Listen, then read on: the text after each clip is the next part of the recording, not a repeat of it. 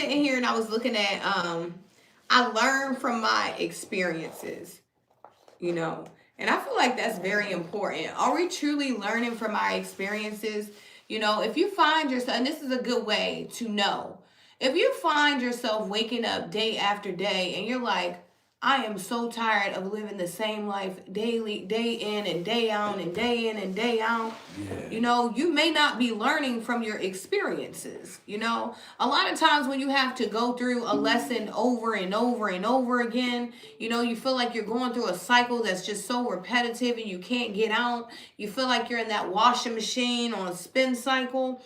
A lot of times it's because of the fact that you have to, you know, really learn from all of your experiences.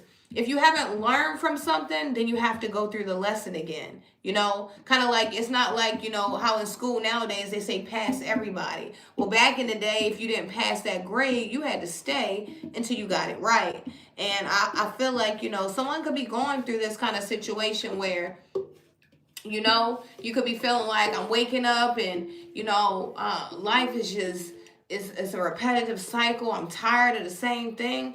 So evaluate. Have you learned from your experiences, or do you keep allowing yourself to experience the same thing over and over again? Right?